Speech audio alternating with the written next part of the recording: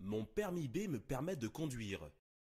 Un véhicule pour transporter du matériel jusqu'à 3 tonnes 5. Réponse A. Un véhicule sans limitation de poids de charge. Réponse B. Un minibus pouvant transporter jusqu'à 12 personnes. Réponse C.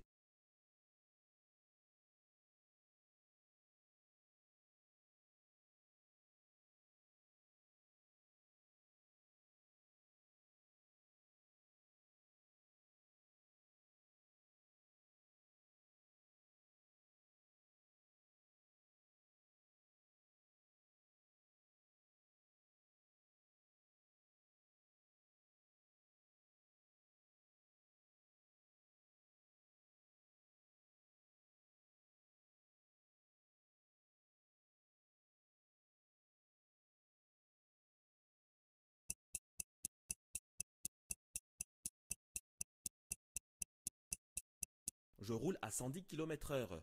La distance de sécurité doit être environ de 30 mètres, réponse A, 65 mètres, réponse B, 100 mètres, réponse C.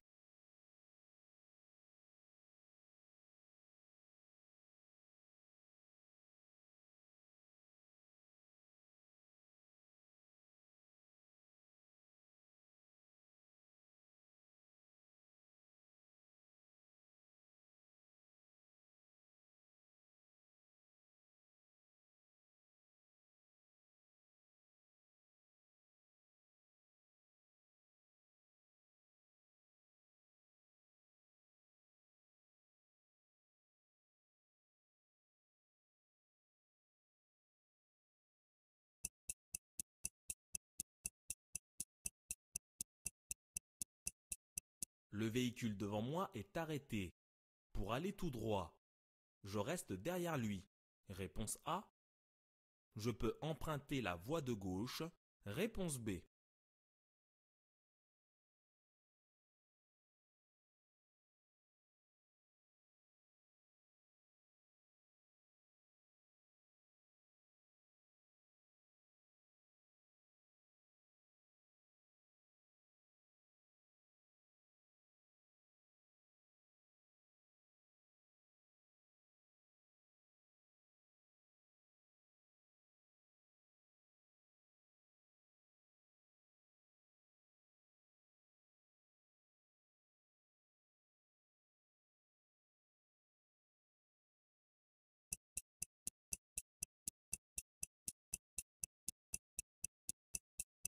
Je roule à 70 km/h. Après ce panneau, je pourrais continuer à la même allure. Réponse A.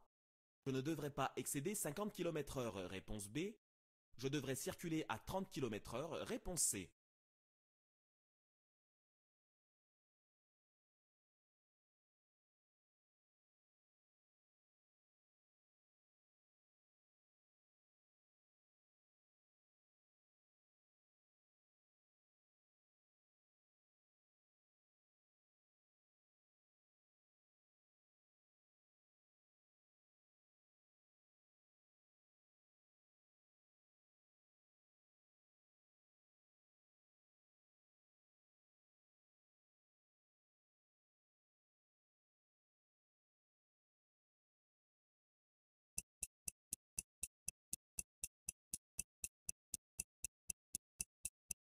Ces enfants sont bien installés. Oui. Réponse A. Non. Réponse B.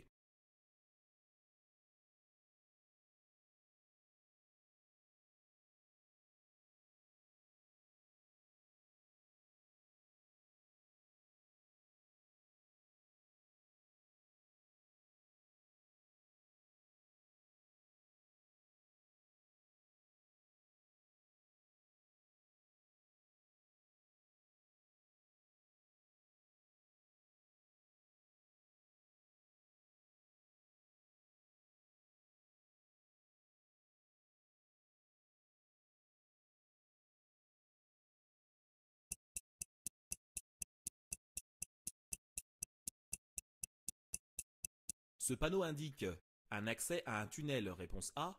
Une autorisation de faire demi-tour. Réponse B. Une obligation d'allumer ses feux de croisement. Réponse C. Une interdiction de s'arrêter et stationner. Réponse D.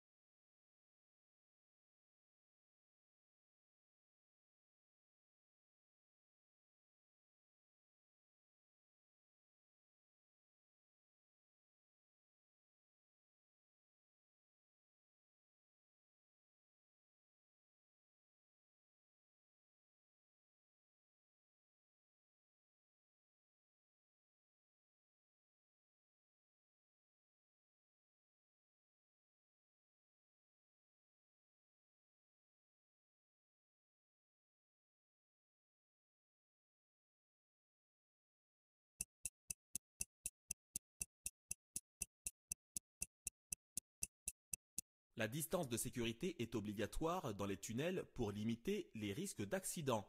Oui, réponse A. Non, réponse B. Pour éviter les propagations d'incendies éventuels. Oui, réponse C. Non, réponse D.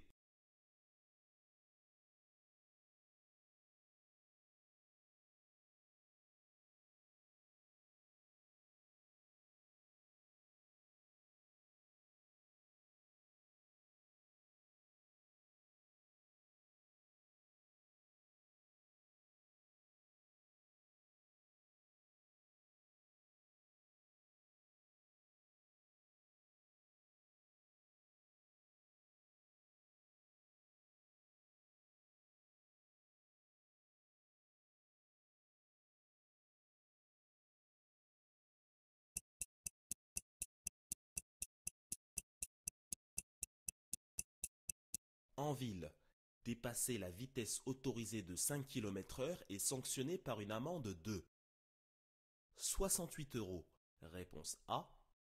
135 euros, réponse B. Hors agglomération, cette amende est de 68 euros, réponse C. 135 euros, réponse D.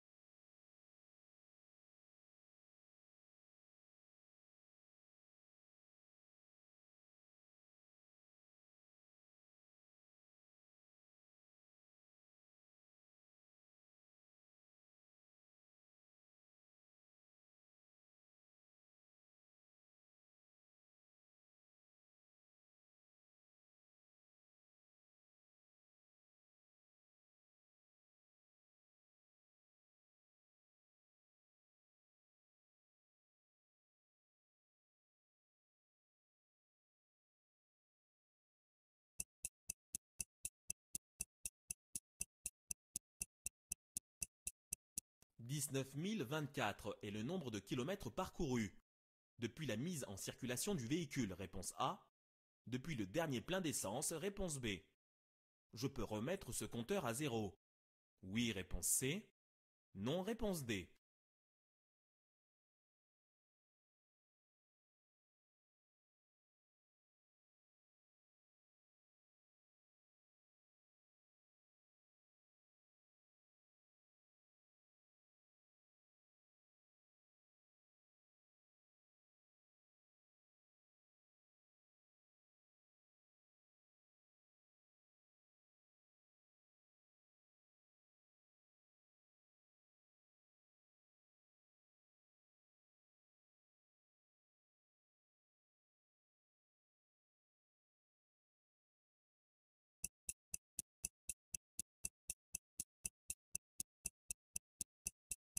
Je viens de contrôler l'huile. À la lecture de la jauge, je dois ici rajouter de l'huile, réponse A. Vider de l'huile, réponse B. Ne rien faire, réponse C.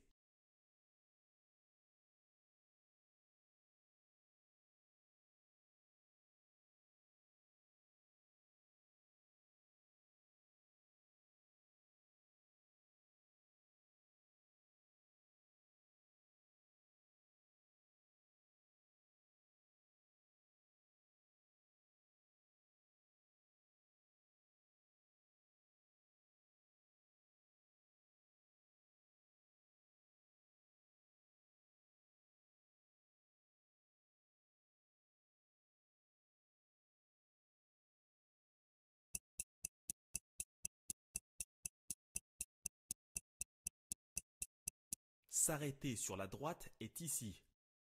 Autorisé, réponse A. Toléré, réponse B.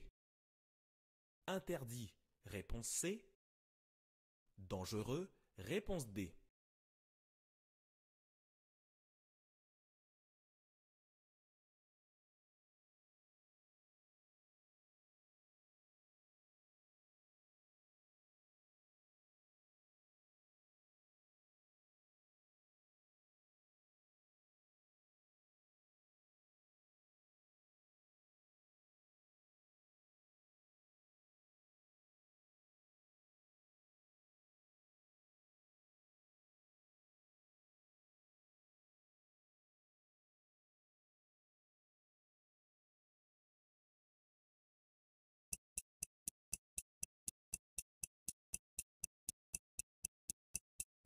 Je dois serrer à gauche.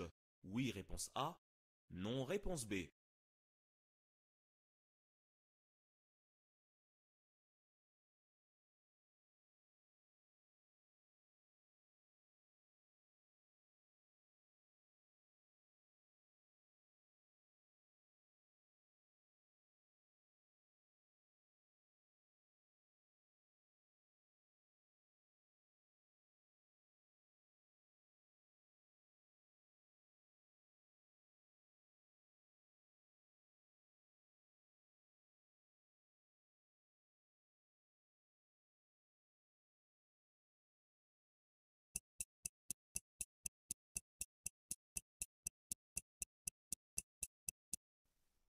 Être arrêté pour la première fois au volant de son véhicule alors que son permis est suspendu administrativement peut entraîner une amende.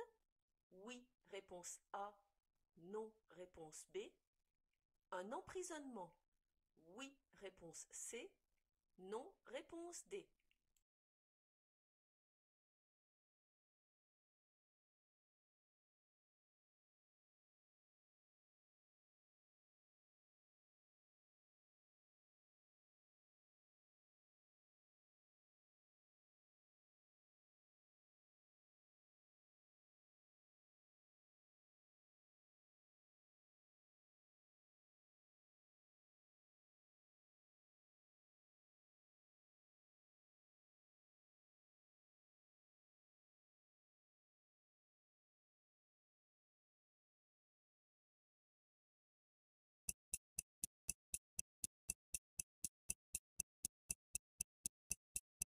Je m'apprête à ralentir. Non, je maintiens mon allure. Réponse A. Oui, immédiatement. Réponse B. Oui, dans 150 mètres environ. Réponse C.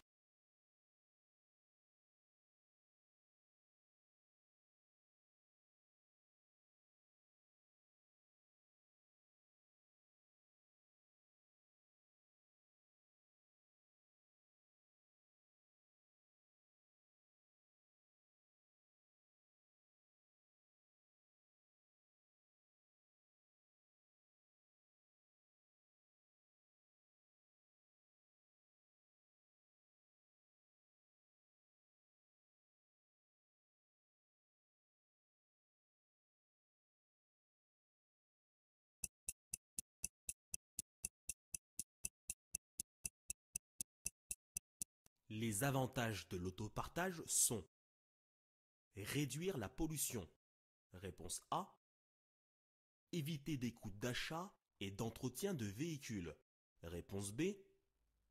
Réduire les embouteillages. Réponse C. Se déresponsabiliser du rôle de conducteur. Réponse D.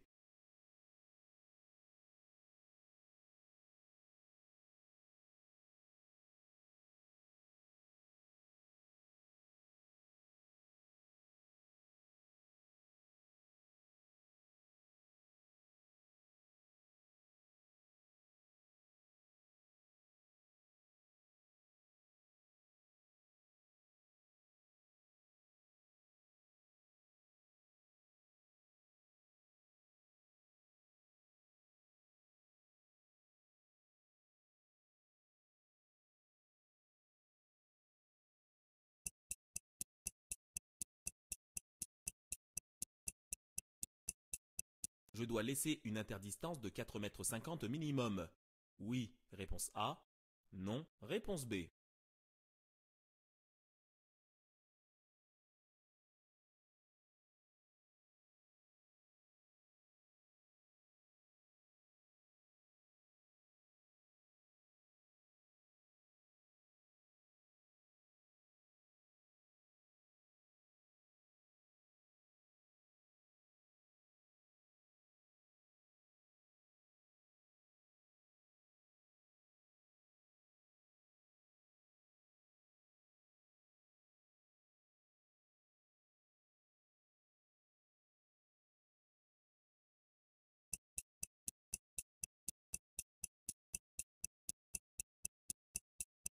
Je souhaite tourner à droite.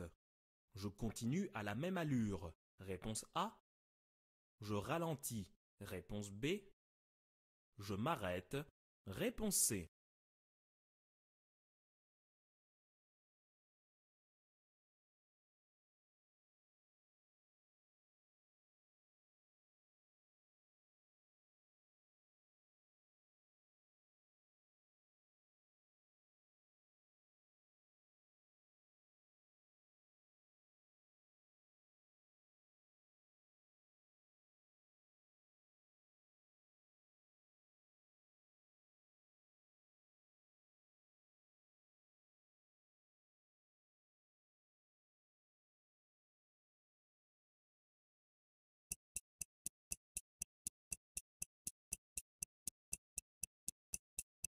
Pour éviter d'être ébloui, j'éteins mes feux immédiatement. Réponse A.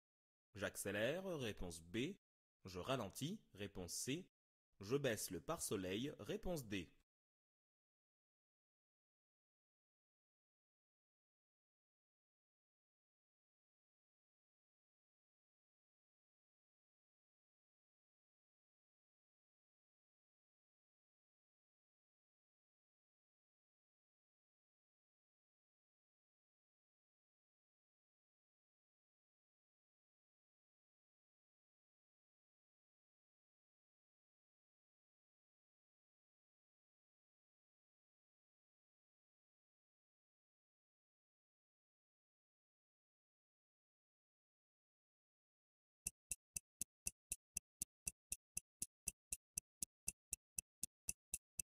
Je peux m'engager sans m'arrêter. Oui. Réponse A. Non. Réponse B.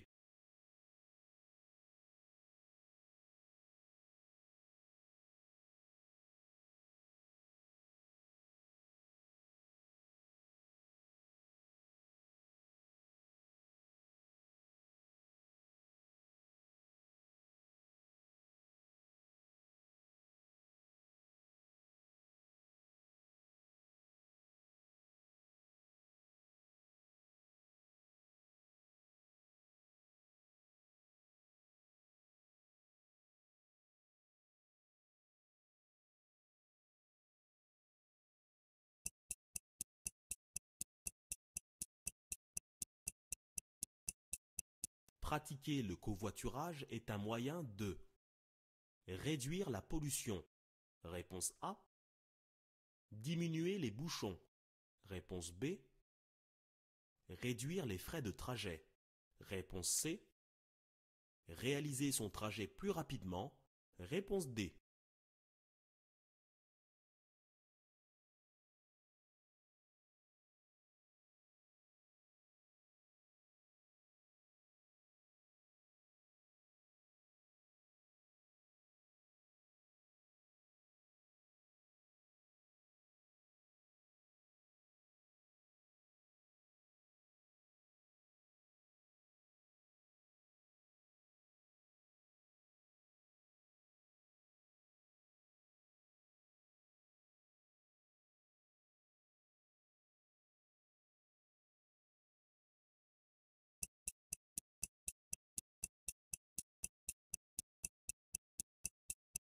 Ce camion désire changer de voie. J'accélère. Réponse A. Je lui laisse terminer sa manœuvre. Réponse B.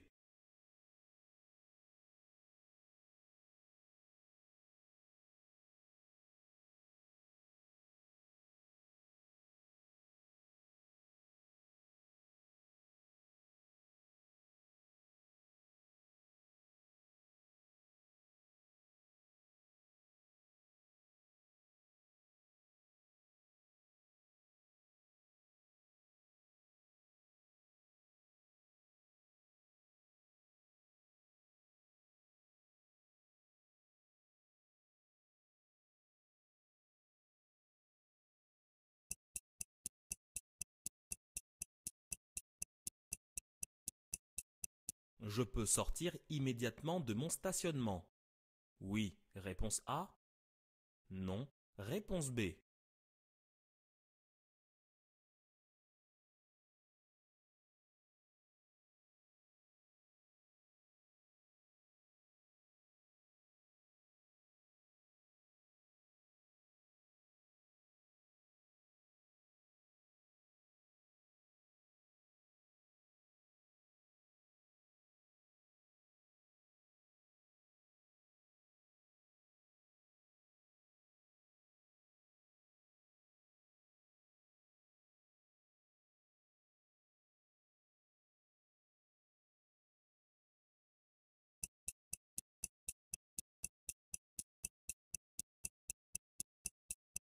Je peux dépasser ce bus.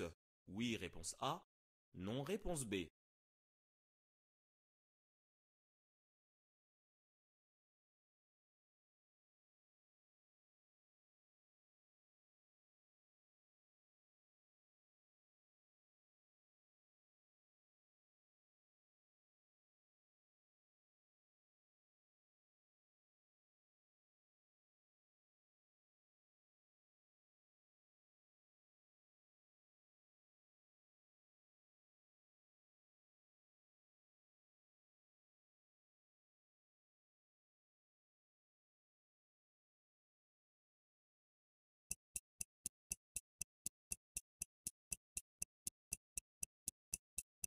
Le véhicule devant moi est arrêté. Je m'arrête derrière lui. Réponse A. Je m'arrête à la ligne d'effet des feux. Réponse B.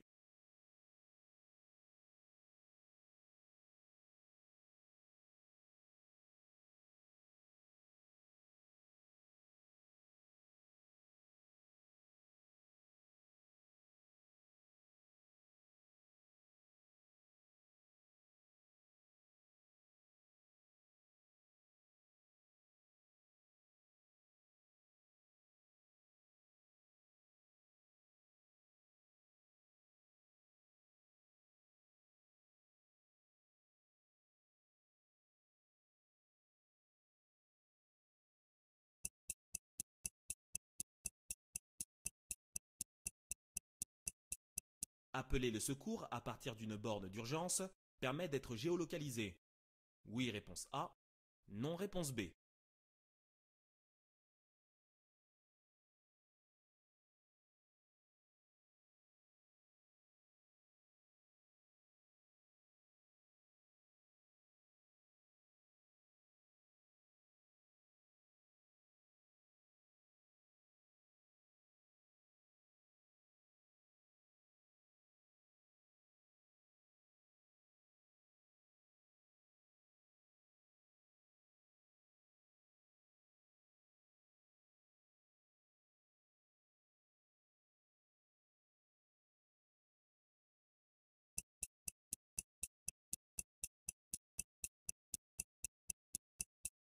Je dois rouler à 50 km/h maximum après le panneau dans la situation 1.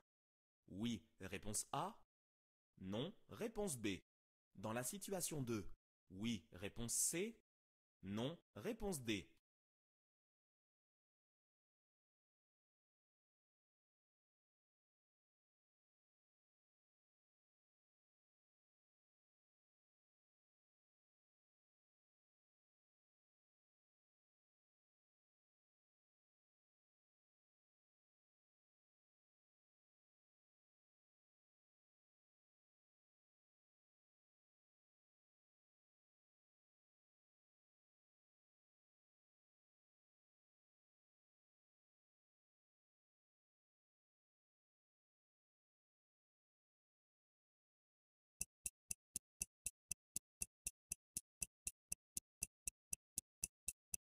Je traverse ici.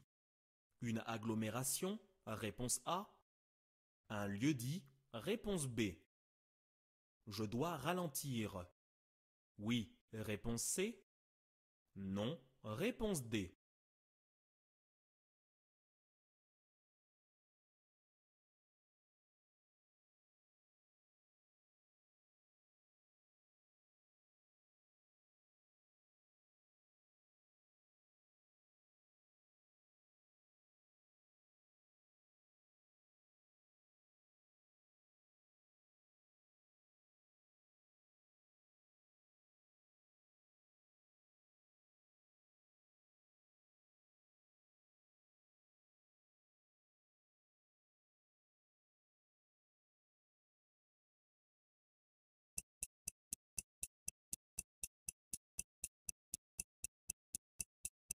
Dans ce tunnel, je peux circuler sur la voie de droite. Oui, réponse A. Non, réponse B. Sur la voie de gauche. Oui, réponse C. Non, réponse D.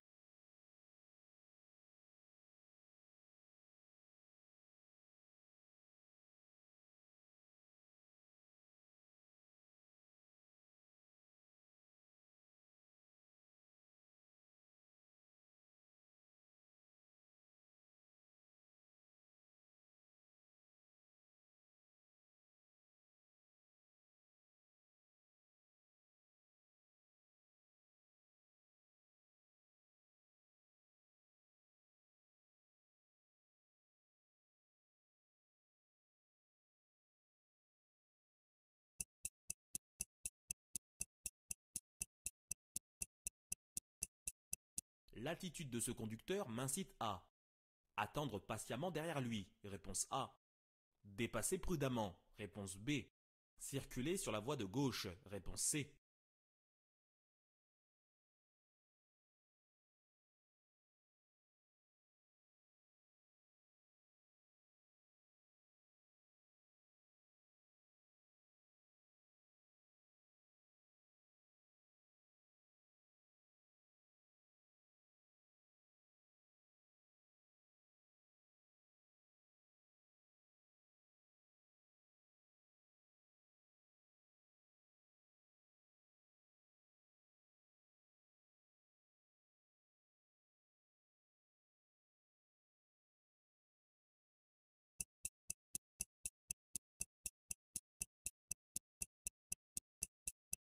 Pour contrôler les niveaux, je coupe le moteur. Oui, réponse A.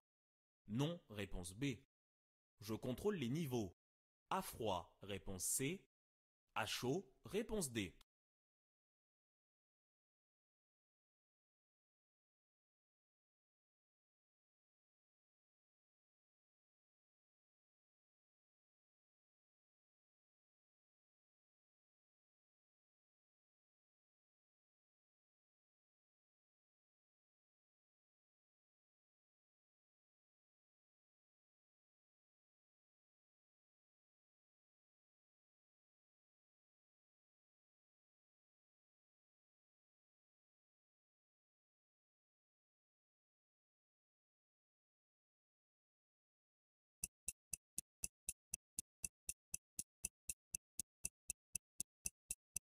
Les usagers vulnérables les plus fréquemment victimes de la route sont les piétons, réponse A, les cyclistes, réponse B, les motocyclistes, réponse C.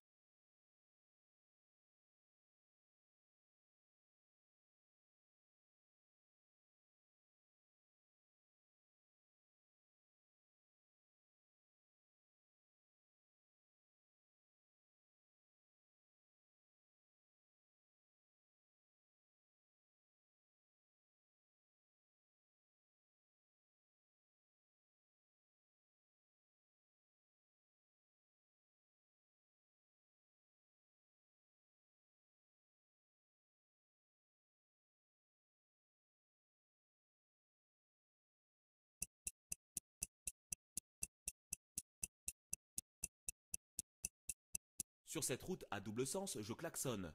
Oui, réponse A. Non, réponse B.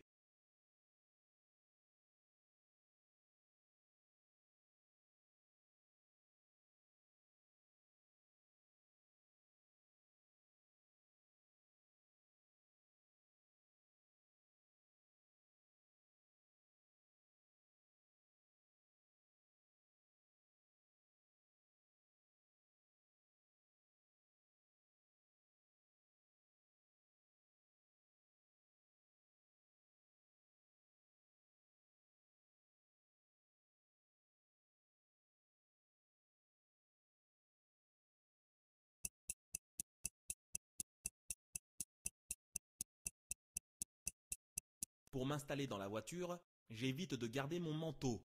Oui, réponse A. Non, réponse B.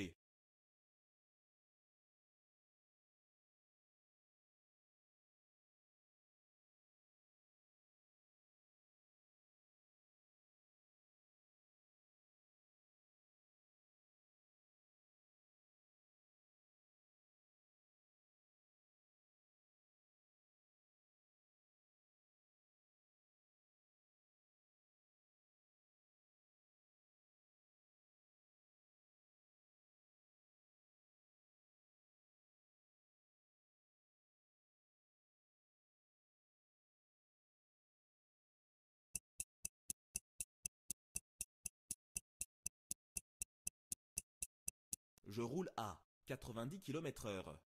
Je peux continuer à cette allure, réponse A. Je dois ralentir, réponse B.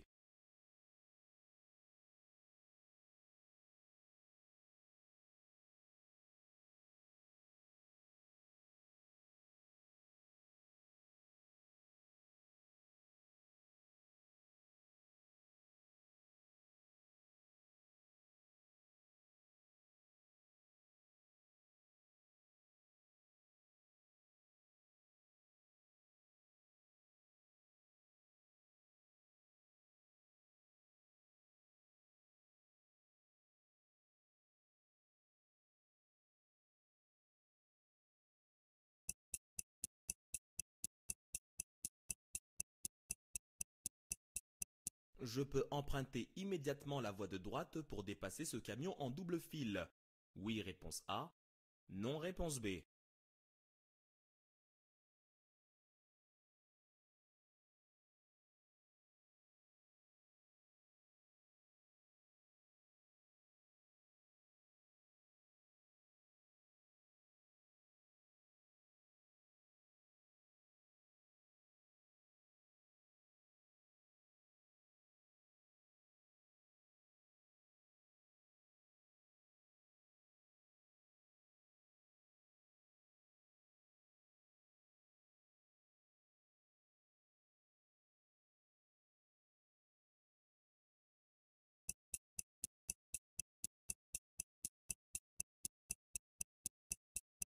Pour être sûr de respecter la limitation de vitesse, j'utilise le GPS, réponse A, le régulateur de vitesse, réponse B, le limiteur de vitesse, réponse C.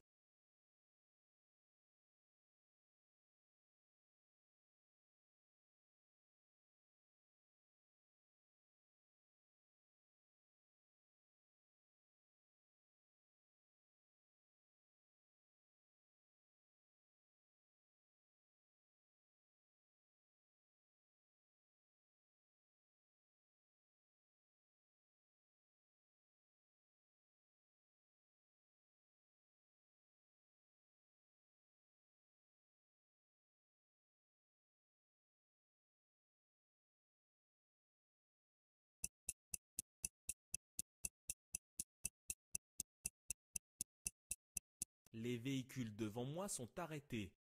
Je souhaite continuer tout droit. Je m'arrête. Réponse A. Je dépasse ce véhicule et je passe. Réponse B.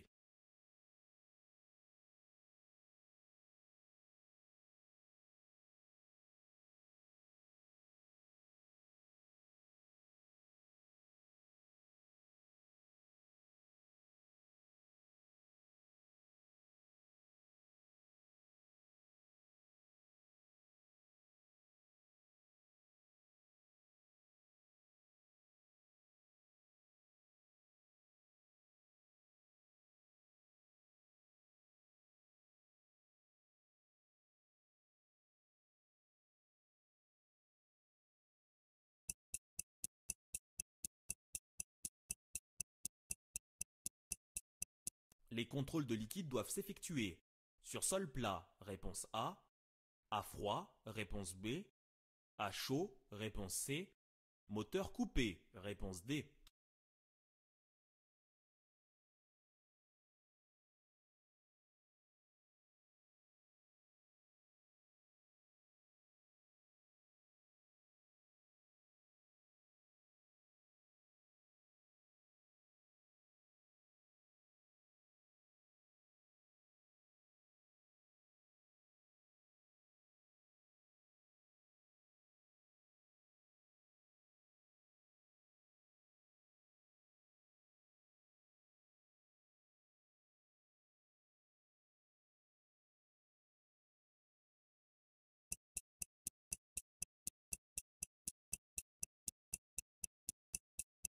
Je peux m'attendre à voir des piétons dans cette zone. Oui, réponse A. Non, réponse B.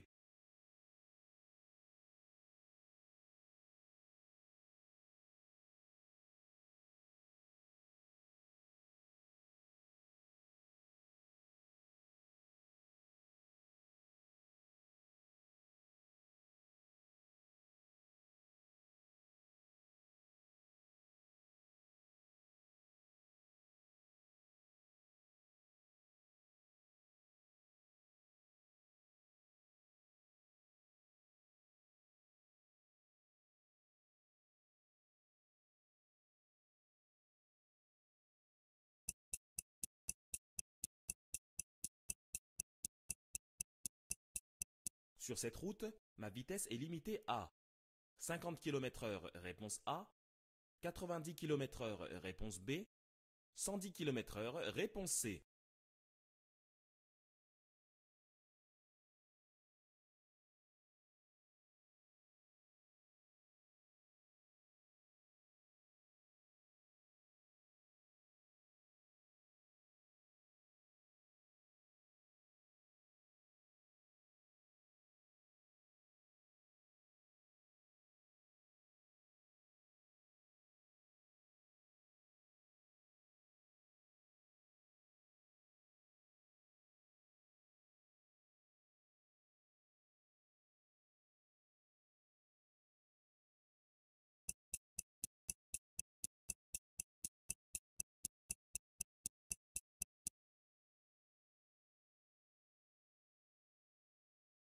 Le permis B vous permet de conduire les véhicules conçus pour un maximum de 9 personnes dont le poids total autorisé en charge, c'est-à-dire le PTAC, ne dépasse pas 3,5 tonnes.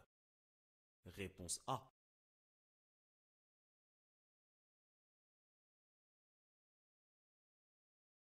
Pour calculer la distance de sécurité idéale, il convient de multiplier le nombre de dizaines de la vitesse par 6. Ainsi, à 110 km/h, la distance de sécurité est d'environ 66 mètres. Réponse B.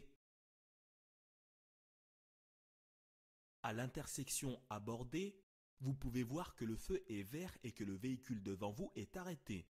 Mais il ne paraît pas en panne puisqu'il n'a pas allumé ses feux de détresse. La signalisation horizontale vous permettant d'utiliser la voie de gauche pour aller tout droit et personne ne vous dépassant, vous pouvez utiliser cette voie pour continuer votre route. Toutefois, vous ne savez pas pourquoi ce véhicule est arrêté. Méfiez-vous donc et passez doucement au cas où un usager vulnérable débouche. Réponse B. En l'absence d'indication contraire, le panneau d'entrée en agglomération équivaut à une limitation de vitesse à 50 km/h maximum. Vous ne devez donc pas excéder cette vitesse en entrant dans la ville de Marennes. Réponse B. L'un des enfants n'est pas attaché. Vous devez impérativement veiller à ce que tous vos passagers soient attachés avant de démarrer. En cas de contrôle, vous devrez payer une amende pour vous ou vos jeunes passagers mineurs ne portant pas la ceinture. Les personnes de plus de 18 ans seront sanctionnées elles-mêmes. Réponse B. Ce panneau indique une entrée de tunnel. Il signifie que vous avez l'interdiction de faire demi-tour, de vous arrêter ou de stationner en dehors des emplacements d'arrêt d'urgence et l'obligation d'allumer vos feux de croisement. Réponse A, C et D. Dans les tunnels, comme sur toutes les routes, la distance de sécurité permet d'éviter les risques d'accident. Mais contrairement aux routes traditionnelles, sous un tunnel, il convient de maintenir la même interdistance, quelle que soit la vitesse où vous circulez, y compris si vous êtes à l'arrêt. Ceci est nécessaire pour éviter tout risque de propagation d'incendie éventuel, ce qui peut s'avérer dramatique dans un tunnel. La distance à respecter est normalement indiquée en début de tunnel. On l'estime à 2 diodes bleus ou 2 chevrons peints au sol. Réponse A et C. Les excès de vitesse de moins de 20 km/h sont toujours sanctionnés par le retrait d'un point sur le permis. Mais en ville, où la vitesse est limitée à 50 km/h, un excès de 5 km/h représentera 10% de la vitesse en plus. L'amende à payer sera donc de 135 €, plus importante qu'un dépassement de 5 km/h en dehors de la ville, sanctionné par une amende de 68 €. Réponse B et C. Le tableau de bord doit toujours indiquer le nombre de kilomètres parcourus depuis la mise en circulation du véhicule. C'est ce qui correspond ici au nombre 19 024. Parfois, des compteurs peuvent donner d'autres renseignements, tels que la distance parcourue pendant un trajet ou le nombre de kilomètres réalisés depuis le dernier plein d'essence. Ces compteurs-là peuvent être remis à zéro, contrairement au compteur principal. Réponse A et D. Lorsque vous contrôlez les niveaux de liquide de votre véhicule, vous devez utiliser les repères pour vérifier que tout est au bon niveau. Pour l'huile, le niveau correct se situe entre le repère mini et maxi, tous deux marqués par une encoche. C'est le cas ici. L'huile se situe bien entre les deux repères. Vous n'avez ni à rajouter ni à vider l'huile. Réponse C. À cet endroit de la chaussée, l'accotement est quasiment inexistant. Pour vous arrêter, il faudra rester sur la chaussée, ce qui serait très dangereux à l'approche du virage que l'on aperçoit. S'arrêter est donc à la fois dangereux et interdit, car vous masqueriez la visibilité des autres usagers. Réponse C et D. Sur cette voie d'insertion, 2 véhicules de chantier sont arrêtés sur la droite. Vous pouvez apercevoir plusieurs personnes en train de discuter sur l'accotement. D'autres membres du personnel se trouvent peut-être après l'un des 2 camions. Vous devez rester vigilant et serré à gauche, afin de passer en sécurité. Réponse A. La suspension administrative du permis de conduire peut être décidée par le préfet, soit pour des raisons médicales, soit après la constatation d'une infraction grave. En cas de suspension administrative, il ne peut pas y avoir d'aménagement de la peine. Il est donc strictement interdit de conduire. Le non-respect d'une mesure de suspension est passible de lourdes sanctions. Depuis 2017, être sanctionné pour la première fois pour la conduite sans permis ou en cas de suspension est passible d'une amende forfaitaire de 800 €, sans passer au tribunal, en application de la nouvelle loi de modernisation de la justice J21. Cette infraction reste néanmoins un délit. En cas de récidive, le conducteur est condamné au tribunal et encourt, comme c'était le cas jusqu'alors, une forte amende, la perte de 6 points sur son permis et une peine d'emprisonnement. Réponse A et D. Vous circulez en agglomération sur une chaussée large et venez de voir coup sur coup 2 panneaux de signalisation temporaire. Le premier annonce des travaux et le second un rétrécissement de la chaussée. Face à ces panneaux de danger, vous devez ralentir immédiatement. Réponse B.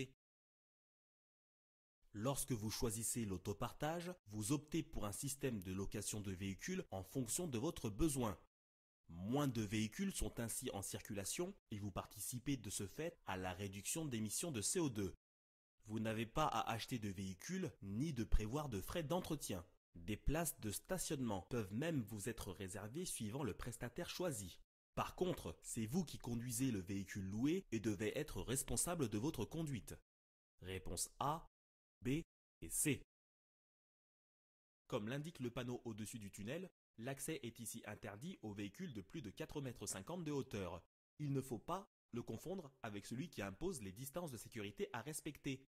Avouez quand même que 4,50 m de distance entre deux véhicules peut sembler être présomptueux pour votre survie. Les distances de sécurité se situent entre 60 et 120 mètres suivant les cas. Réponse B. Comme le véhicule devant vous, vous souhaitez tourner à droite à cette intersection. 3 raisons vous imposent ici de ralentir. La première est que vous ne savez pas ce que vous pouvez rencontrer dans la voie de la rue que vous allez aborder. La deuxième est que vous ne savez pas si le feu vert ne va pas changer de couleur. Et la troisième est que le véhicule derrière vous, ne respectant pas les interdistances, vous devez vous prémunir de tout arrêt brutal en anticipant toute modification d'allure soudaine. Réponse B. Vous circulez dans un tunnel. Vous allez en sortir et l'écart de luminosité est tel que vous risquez d'être ébloui. Pour éviter d'être trop gêné, gardez bien vos feux jusqu'à la sortie complète du tunnel. Ralentissez et baissez votre pare-soleil. Si vous en avez à portée de main ou de nez, mettez bien sûr vos lunettes de soleil. Réponse C et D. Lorsque vous êtes prêt à vous engager dans un carrefour à sens giratoire, vous devez contrôler attentivement que personne n'arrive sur votre gauche avant de vous engager. Si c'est le cas, vous pouvez tout à fait avancer sans vous arrêter. Ici, vous pouvez constater que le véhicule bleu vient de s'engager dans l'anneau. Vous avez largement le temps d'analyser la situation et d'adapter votre allure pour ne pas avoir à vous arrêter à cette intersection. Réponse A. Le covoiturage est un bon moyen de diminuer le nombre de voitures en circulation. Dans une même voiture, des personnes se rassemblent pour faire le trajet en commun, réduisant ainsi les coûts en les partageant. Ce système permet de limiter la pollution et les bouchons, puisque moins de voitures circulent, mais il n'assure pas de faire le trajet plus rapidement, tout dépendant bien sûr des conditions de circulation. Réponse A, B et C. Ce camion est à hauteur d'un rétrécissement de chaussée et souhaite changer de voie. La distance entre vous et lui vous laisse largement le temps de ralentir pour qu'il puisse terminer sa manœuvre. Laissez-le donc passer.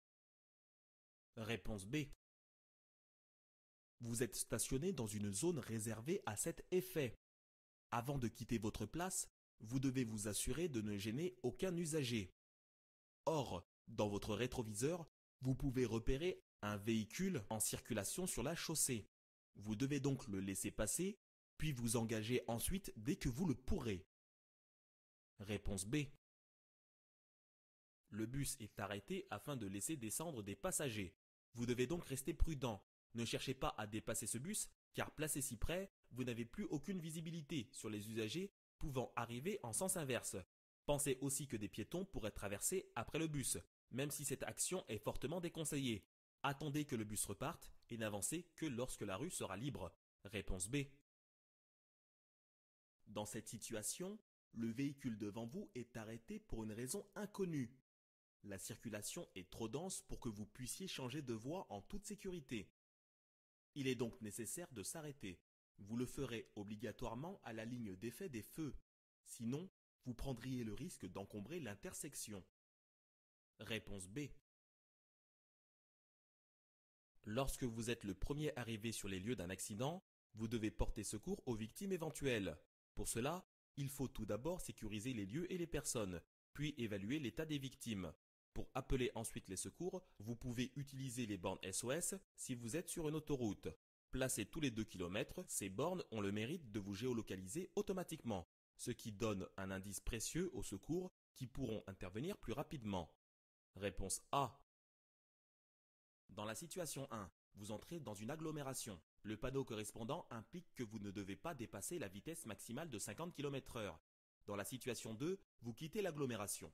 Ce panneau barré implique la fin de limitation de vitesse à 50 km/h et dans ce cas une limitation à 90 km/h. Réponse A et D. Ce panneau indique que vous allez traverser un lieu-dit, nommé la grotte. Même si ce n'est pas une agglomération et en l'absence de panneau de limitation de vitesse, vous devez ralentir car vous pouvez rencontrer des usagers vulnérables, comme des piétons ou cyclistes. Il faut donc rester vigilant. Réponse B et C. Dans ce tunnel, comme le feu d'affectation des voies le spécifie clairement, vous pouvez circuler sur la voie de droite, mais ne devez en aucun cas emprunter la voie de gauche, apparemment en travaux. Réponse A et D. Vous roulez en agglomération dans une rue à double sens de circulation. Le véhicule blanc devant vous roule avec hésitation. Il s'arrête, repart et n'a pas mis de clignotant indiquant une intention de stationner. Dans cette rue, il n'est pas interdit de dépasser, puisqu'aucune signalisation n'est en place en ce sens. Vous voyez clairement qu'aucun véhicule n'arrive en face.